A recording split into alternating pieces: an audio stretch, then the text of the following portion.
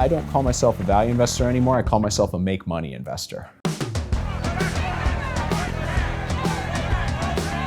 I always knew that the growth of a business and the quality of a business was important, but my initial screen was the valuation of the stock, and that would be my universe.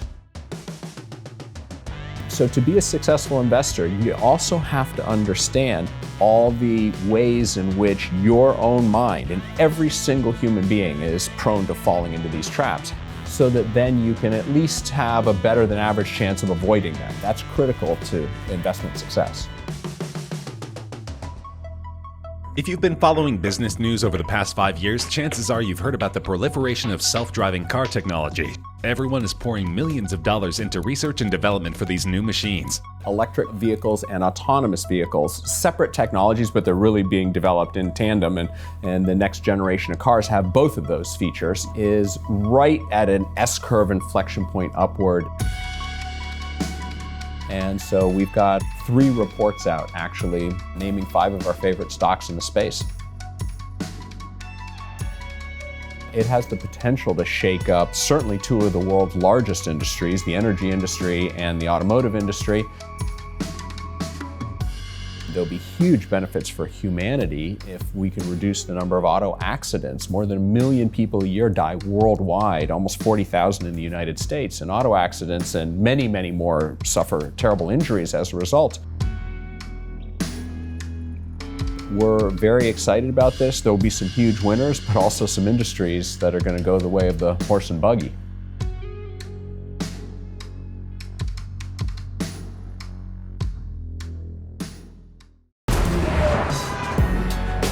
New York City is a great city.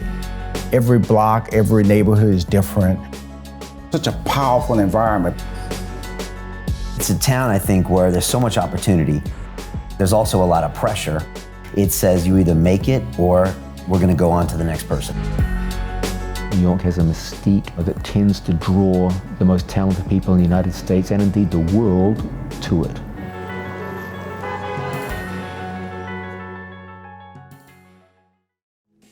Whitney Tilson is the American investor, author, and founder of Empire Financial Research, who graduated at the top of his class at Harvard Business School, then started his own hedge fund and grew it to over $200 million by becoming an expert in finding undervalued stocks and investments.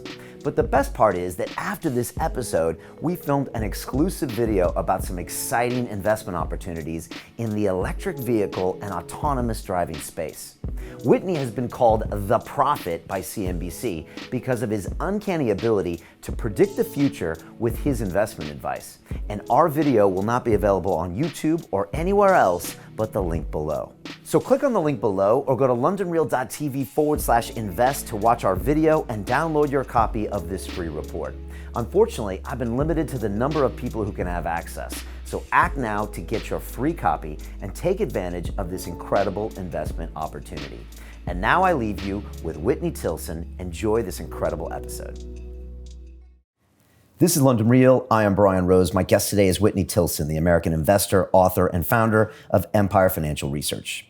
After graduating top of your class at Harvard Business School, you started your own hedge fund and grew it to over $200 million by becoming an expert in finding undervalued stocks and investments. In fact, your calls have been so prescient that CNBC once nicknamed you the prophet. You're also one of the most connected men on Wall Street, having met Warren Buffett, Presidents Bill Clinton and Barack Obama, and an extensive list of Wall Street insiders. Today, your Empire Investment Report is one of the most sought-out pieces of investment advice today, coming from the man who predicted the dot-com crash, the market bottom in 2008, the housing bust, and the bubbles in Bitcoin, pot stocks, and 3D printing. Whitney, welcome to London Real in New York City. Thank you for that kind introduction. You're welcome. You know, I just wanted to tell everybody, we just recorded a separate piece talking about a really interesting report that you have coming out very shortly about the autonomous and electric vehicle sector, which we know is going through all sorts of changes. For people that want to get that report, there's a link below, or they can go to londonreal.tv/invest. Before we get started hearing about your background and your research, can you give us a little taste of what's happening in that sector? We've seen, Tesla moving rapidly up. There's a lot of things happening here, right? Sure. We think basically, if I were to give you the elevator pitch on it, is that electric vehicles and autonomous vehicles, separate technologies, but they're really being developed in tandem, and the next generation of cars have both of those features, is right at an S-curve inflection point upward, and there will be rapid adoption. Similar, the most recent example I can think of in the technology space is when Apple launched the iPhone in 2007, and in less than a decade, basically every person had a smartphone in the developed world, and more than half the adults on the planet Earth now have a smartphone.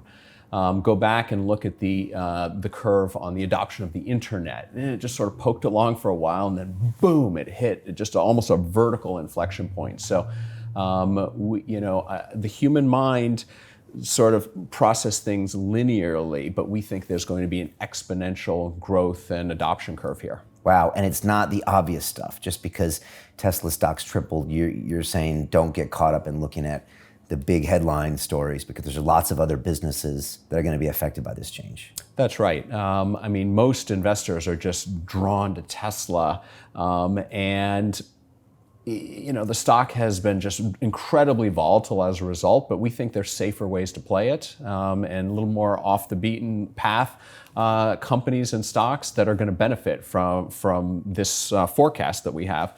And so we've got 3 reports out, actually, naming 5 of our favorite stocks in the space, and probably stocks that very few people have heard of. Wow, and like you were telling me on our separate video, it's not just about the cars, it's about parking lots, it's about highways, it's about ownership, it's about car insurance. There's so many sectors, like you said, a geometric change.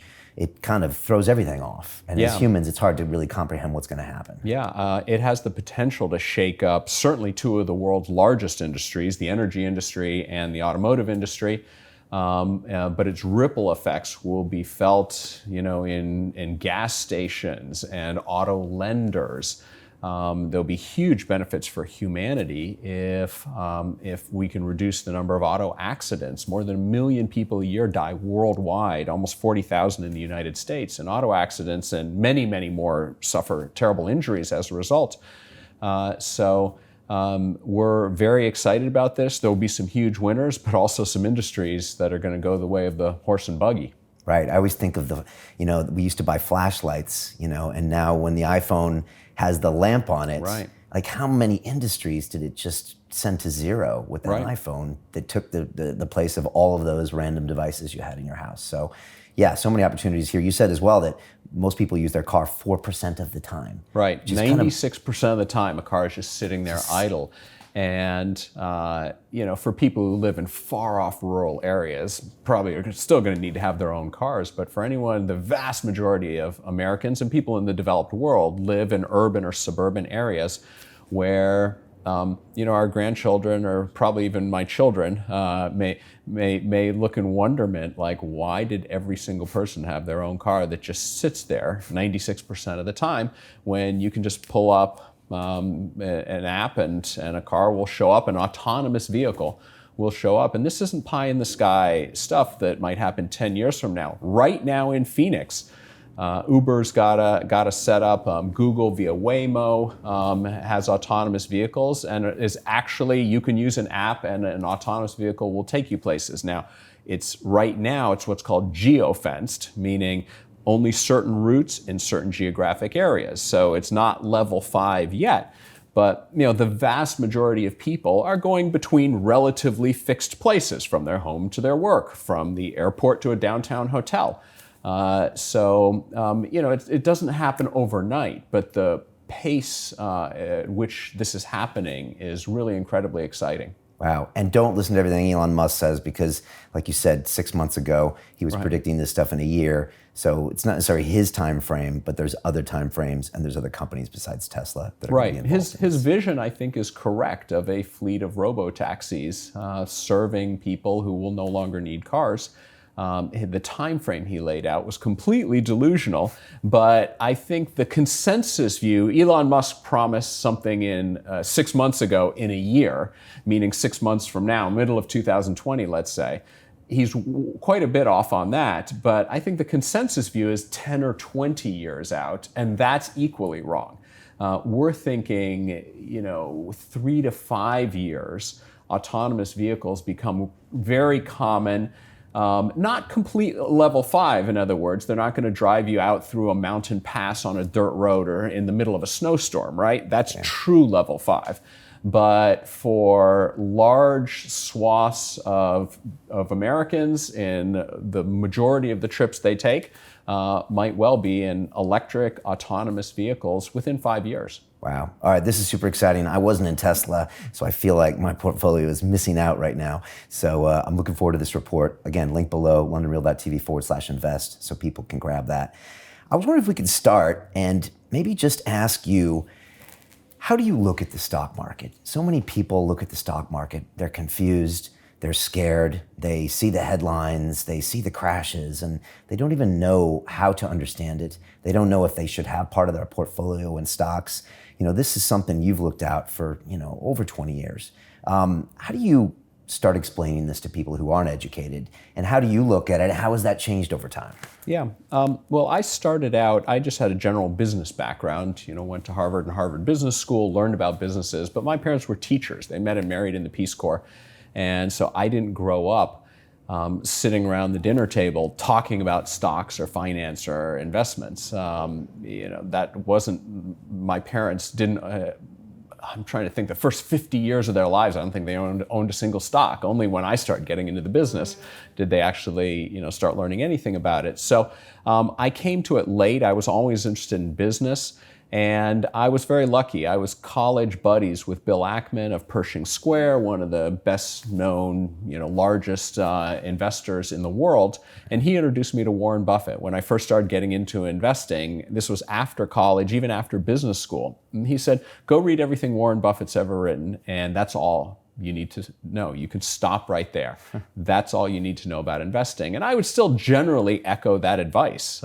You can just type into your browser, Warren Buffett annual letters or shareholder letters, and that's a pretty good place to start. So what is his philosophy, if you had to describe it? If I read 10 of those letters, sure. What do I see? A guy that's a long-term investor, a value investor, yeah, who doesn't get caught up with bells and whistles and trends? Well, interestingly, he had a transition in his life. He was trained by sort of the godfather of value investing, Benjamin Graham. He studied at Columbia Business School under Benjamin Graham. And he was more of what's called a cigar butt investor in his early career, where he just bought statistically cheap stocks, trading at a discount to their liquidation value. He would buy stocks trading at 2 times earnings, and then they'd trade up 50% and be trading at 3 times earnings, and he'd flip them and buy another stock at 2 times earnings. So he didn't care about business quality, management, anything. Okay. Why cigar butt? What does that mean? Because you're going to put that thing out? The idea is if you're a real cheapskate and you don't want to buy a new cigar, if you search around, you can find a cigar butt on the ground that someone else has smoked and discarded, and pick it up and get one last puff. Now, it's not very satisfying, but it's free. You got something for nothing. So look, the two principal concepts of value investing that Warren Buffett has always preached are Chapter 8 and Chapter 20 of The Intelligent Investor, Ben Graham's classic book on investing. And the concepts are intrinsic value, which is what is something really worth, not trading stocks or whatever, but thinking of what is the value of a company, which is a function of its future free cash flows discounted to the present. And then margin of safety, which is stock market's pretty efficient. And it's forward looking. And there are lots of smart people out there. So most stocks are fully valued. They don't represent a good bargain. You're paying $1 for $1, if not $1.20 for $1, these days when you're 11 years into a bull market. So intrinsic value, figuring out what something's really worth, and then margin of safety, buying something at a substantial discount to its intrinsic value. Those are the two key pillars of investing. It's very simple in concept, difficult in practice. Both those things are difficult in practice. Figuring out intrinsic value means you need to be a good forecaster of the future of a business and what its cash flows will generate.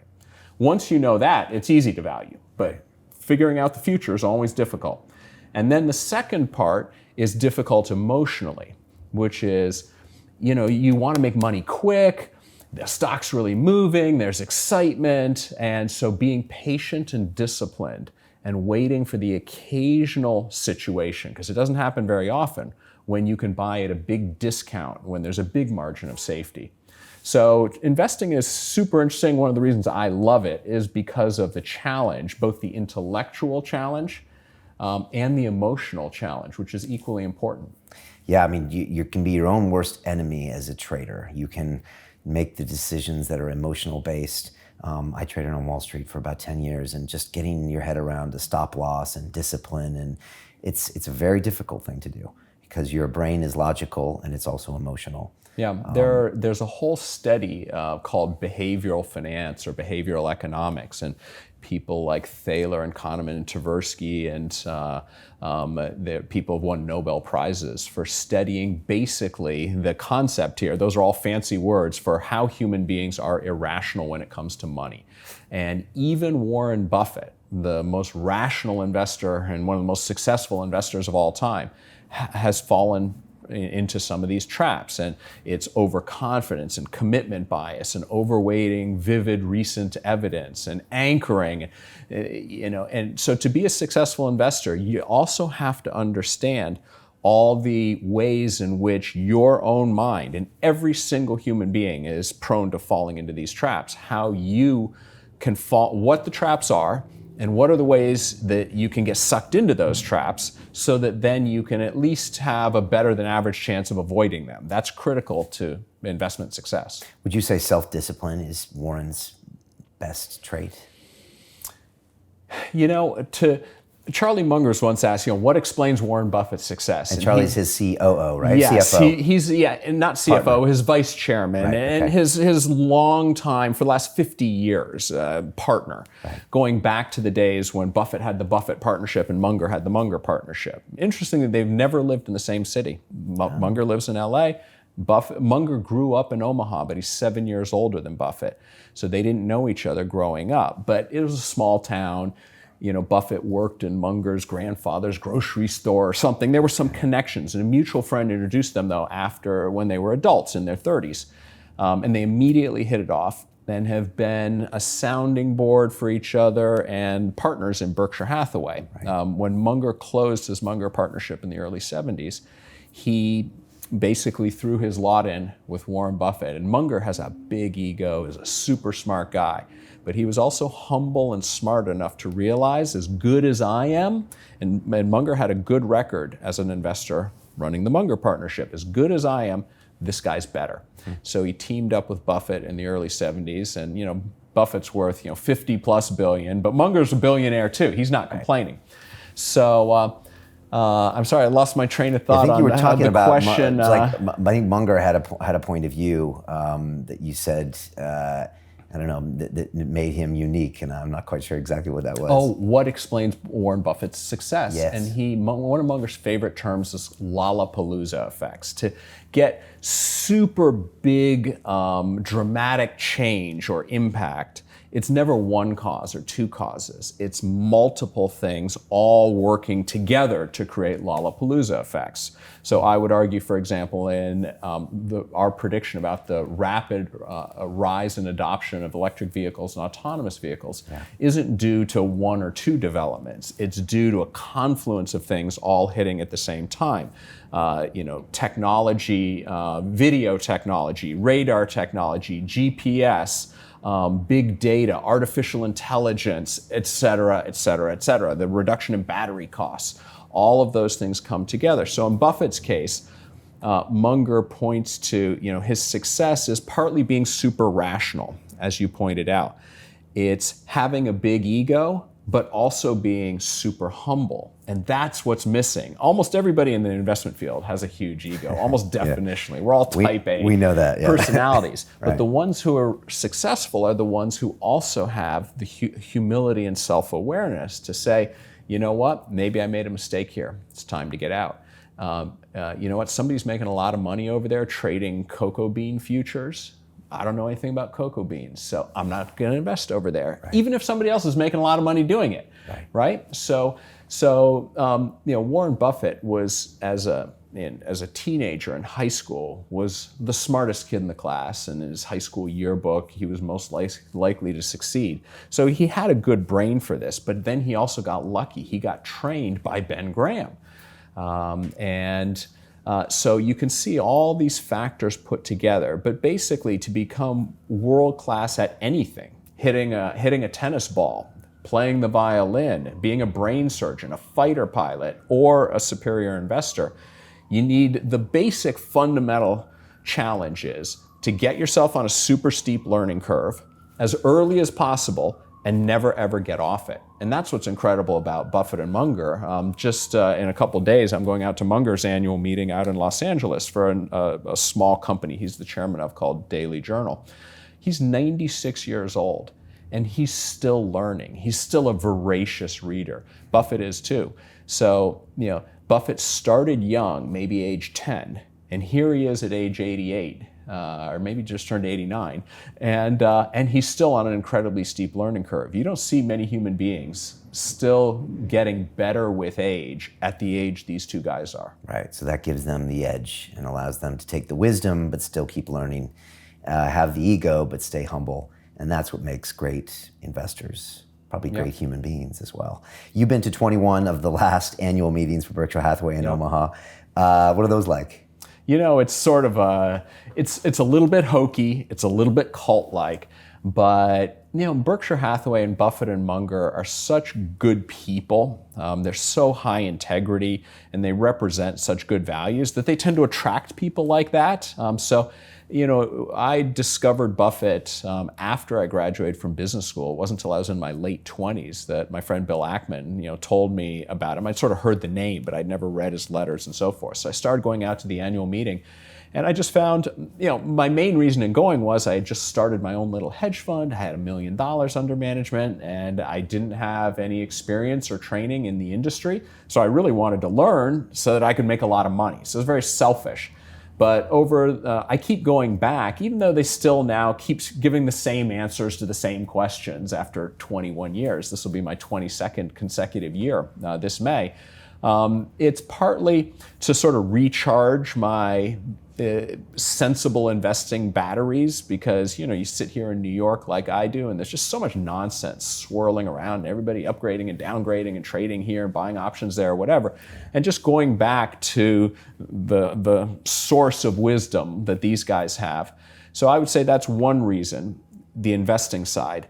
And interestingly, though, I'm writing a book on avoiding calamities and sort of life lessons. I'm writing it mainly for my 3 daughters, age 23, 20, and 17. But I hope other people get something from it as well, which is life lessons that I've accumulated in my 53 years that I want to share with my daughters. And I figured, why not write a book about it? And maybe it'll have some good lessons for other people as well. But I really cite Buffett and Munger for a lot of those lessons. My parents first and foremost, but Buffett and Munger probably a close second. They really taught me a lot of things that made a huge difference in my life outside of investing. Wow, so you really learned a lot from these guys. Yeah. And one thing I think Warren is all about is if he doesn't understand something, he doesn't invest in it. And so, you hear him talk about crypto. He says he kind of missed the internet and said, I didn't think Amazon was going to be a thing. Yeah. But he's okay with that because that's also kept him out of a lot of other potential problems. Are you the same way? Yes. Most people think of investing, and by the way, life in general, as how can I make that big leap forward? Take a big step up.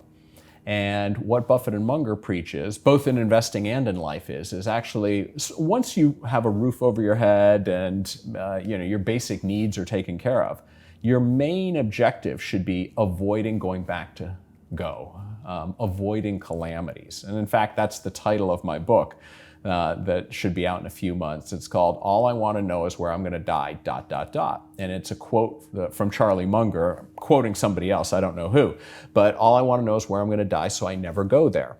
And I remember when Munger said it at an annual meeting 20 odd years ago, and everybody laughed, and he said, no, I'm serious, which is, once you've reached a certain point in life, you should first and foremost be focusing on the kind of calamities that can blow you up. And that applies in investing, and that applies in your life as well.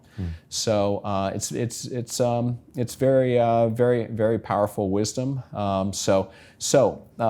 They practice that. Munger was once asked, what explains the Berkshire Hathaway track record, the incredible track record? He said, you know what? It's not that we've been absolute geniuses and made the most brilliant investments and predicted all the trends. He's like, it's just applying basic common sense to avoiding the obvious calamities of putting all your money in some crazy company that blows up, or using too much leverage or whatever.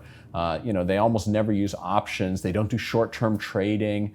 They never ever take on a dangerous amount of debt, so that they, when 2008 comes along, they were the last man standing and were able to put $50 billion to work at distressed prices because everybody else had been out there, pushing the limits. Right. So just long-term investing, value investing, nothing crazy, but just always having those returns and never taking those big hits.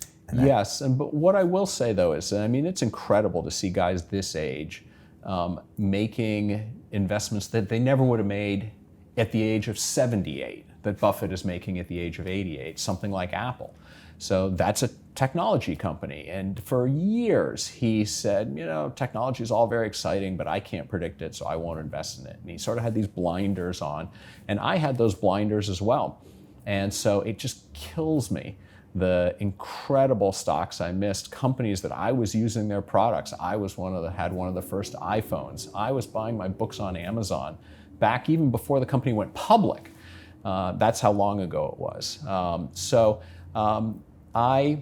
I think Buffett and Munger have changed and adapted to and learned and grown and gotten rid of those blinders. It wasn't just technology, it was airlines, it was railroads. No self-respecting value investor would ever invest in those sectors. Turns out those industries changed over time. They consolidated. They went from horrible businesses to decent businesses. The railroads are pretty incredible businesses. Go look at the profit margins of the major railroads in the United States. They're among the highest in corporate America now, railroads. Wow.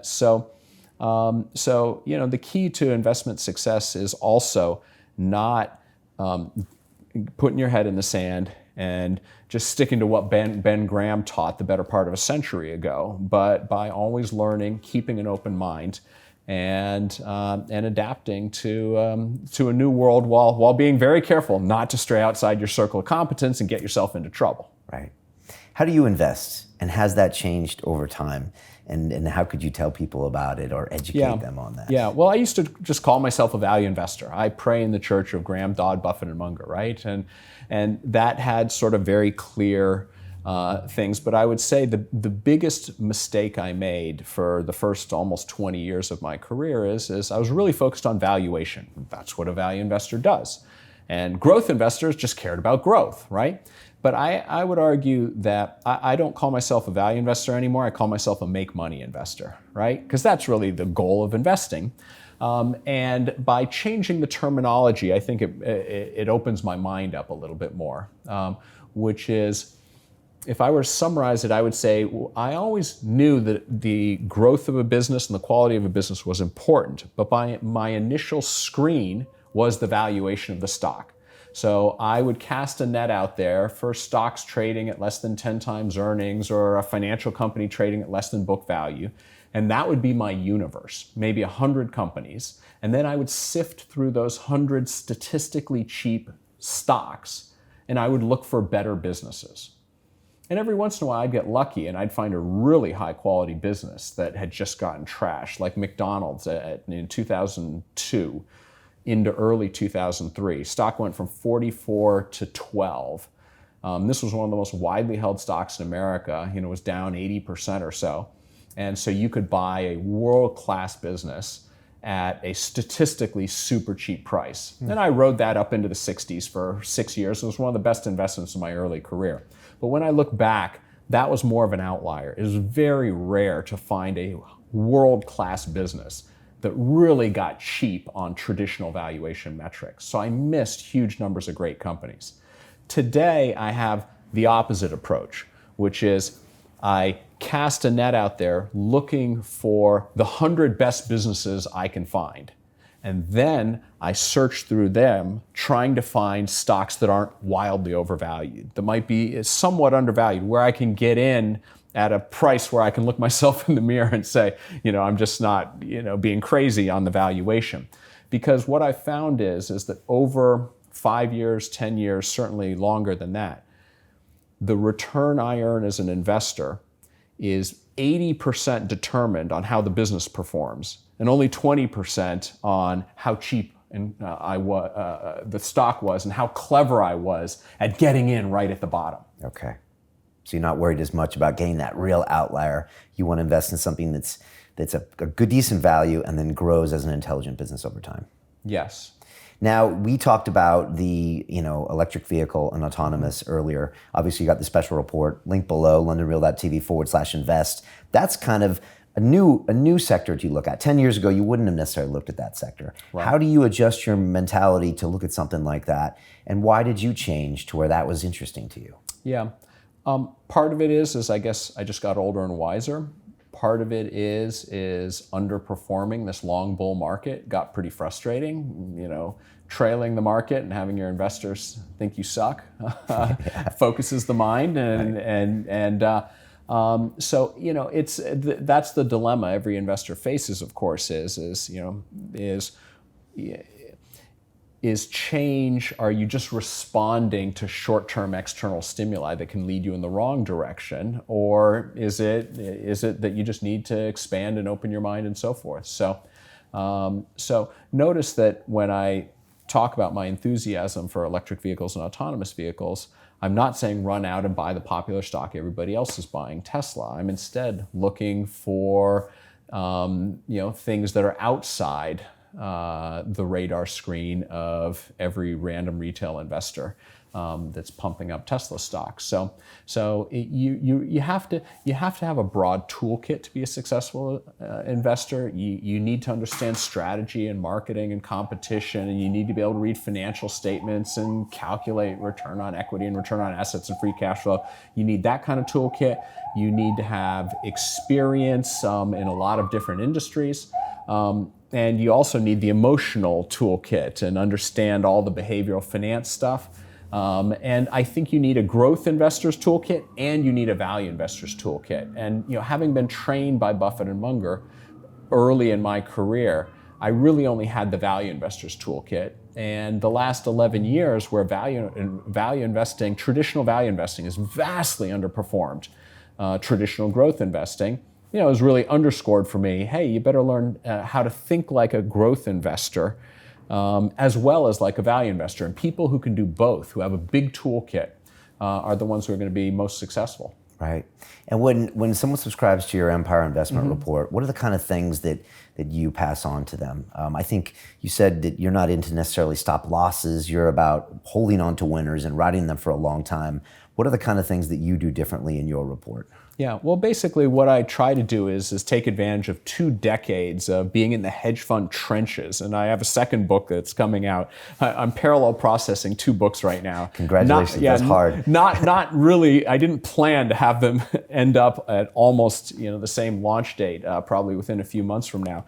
But it's the title of the book is The Rise and Fall of Case Capital, which is the name of my hedge fund, and it traces the incredible success I had in my first dozen years through the financial crisis, nailing the internet bubble, nailing the housing bubble, starting with $1 million out of my bedroom, growing to 200 million plus, being on 60 Minutes twice, on CNBC weekly. They're calling me the prophet, because I predicted the housing bubble and what would happen and so forth. And then that's amazing in itself.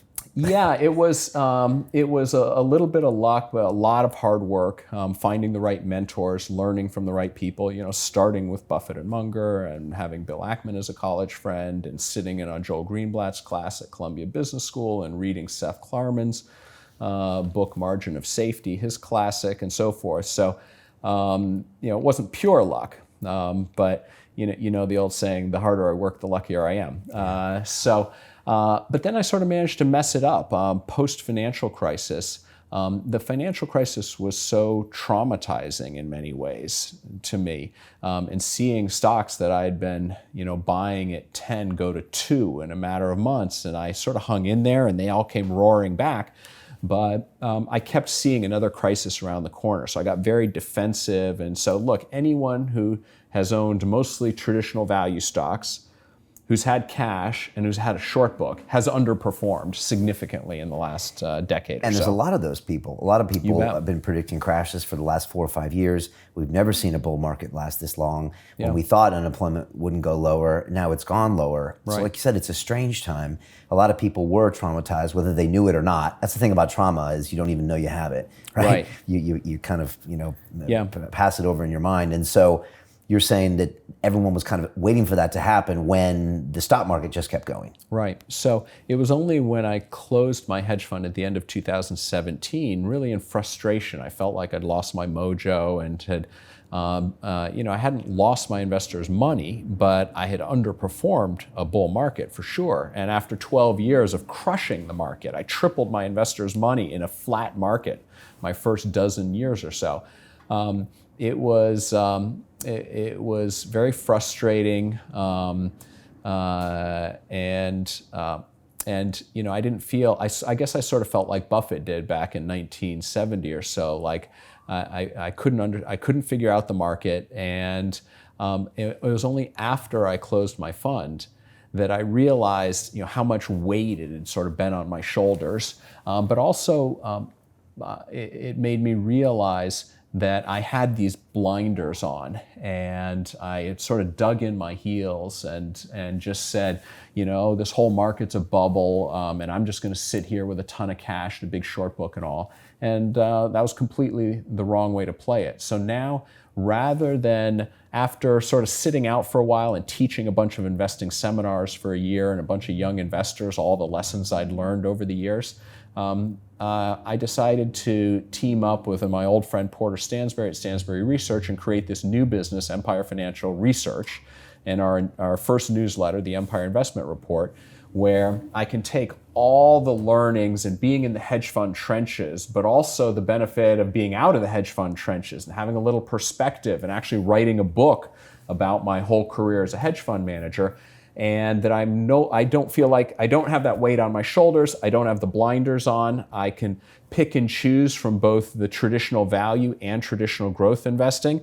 And I can find, old school beaten down value stocks like Spirit Airlines or American Outdoor Brands, which makes Smith & Wesson guns, right? Sort of Altria, the old Philip Morris. I almost said Philip Morris, which is now a separate company, but Altria, out of favor, beaten down traditional value stocks. And at the same time, which have done well, by the way, and at the same time, recommend something like Virgin Galactic Holdings, which is a SPAC that merged with Richard Branson's space tourism venture. And that stock's almost doubled for us since we recommended it 2 months ago. So if you looked at the portfolio, it wouldn't look like anybody else's portfolio because half of it is traditional sort of beaten down value stocks and half of it's much growthier oriented, but it combined, it works. And you had to get out of the fund business in order to have this new perspective on the market. Yeah, I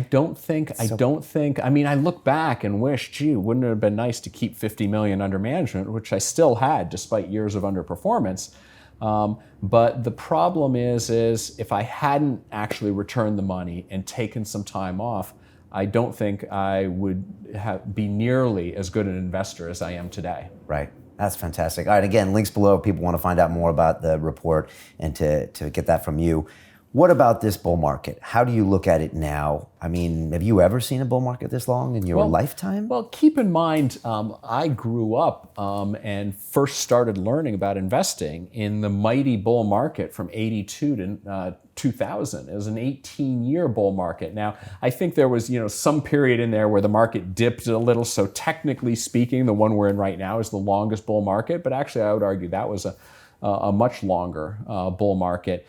And keep in mind, it ended with this enormous blow-off like I've really never seen before of the whole internet sector.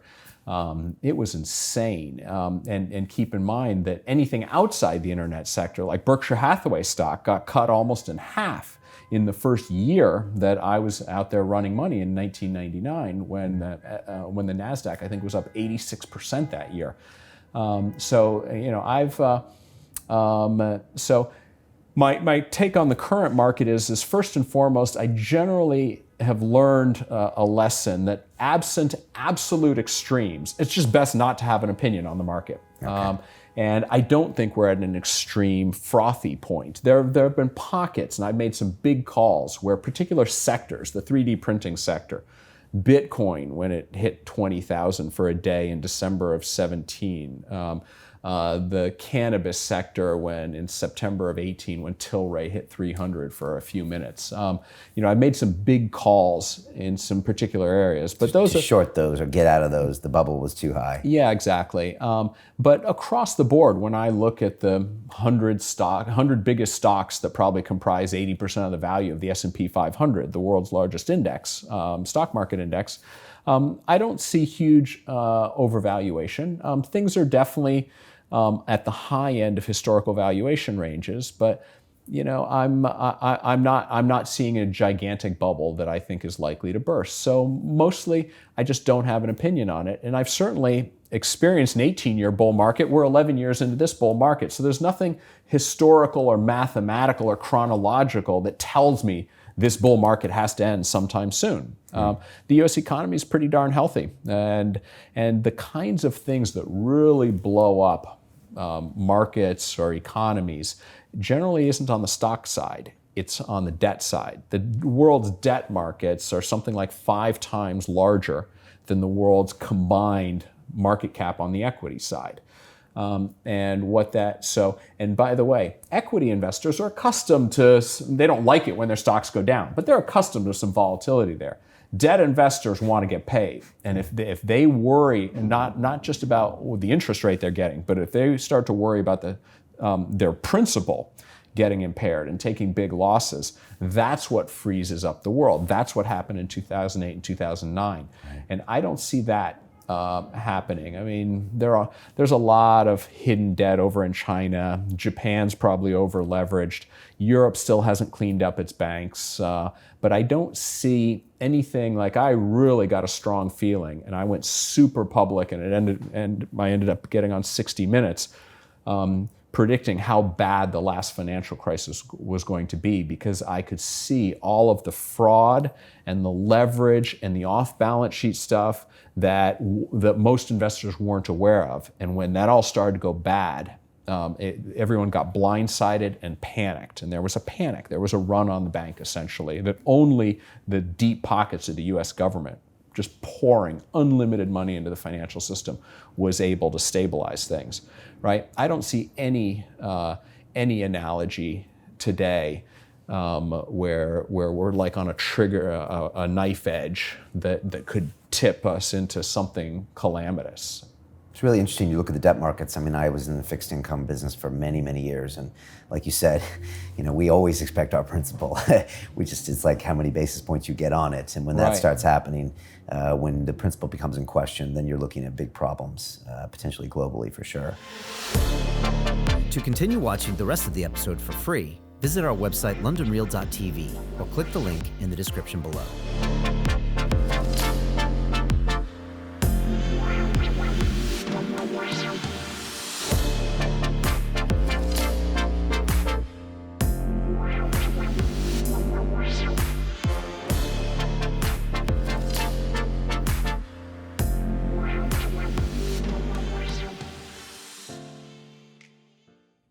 Hey, it's Brian Rose, and I've just wrapped filming an exclusive video with Whitney Tilson, who's the American investor, author, and founder of Empire Financial Research, about some exciting investment opportunities in the electric vehicle and autonomous driving space. Whitney actually has been called the prophet by CNBC because of his uncanny ability to predict the future with his investment advice. And our video will not be available on YouTube or anywhere else but the link below. And look, We've all seen the massive moves in Tesla stock recently, and most of us missed it. But Whitney has 5 special investment ideas that the general public have never heard of that will allow you to take advantage of this once-in-a-lifetime opportunity in the electric vehicle and autonomous driving space. The truth is, this sector is going to change everything, from energy to automotive to insurance, even saving hundreds of thousands of lives every year due to traffic accidents. And because you're a London Real viewer, I've managed to get you free access to his groundbreaking special investment report through the link below. Whitney says that we should expect exponential growth in this sector, much like we saw with the introduction of the iPhone in 2007. Just imagine being an investor in Apple back then. How much would you have made? Now look, as a former Wall Street trader myself, I was taught early on in my career that the most valuable commodity is information. So click on the link below or go to londonreal.tv/invest to watch our video and download your copy of this free report. Unfortunately, I've been limited to the number of people who can have access. So act now and get your free copy and take advantage of this incredible investment opportunity.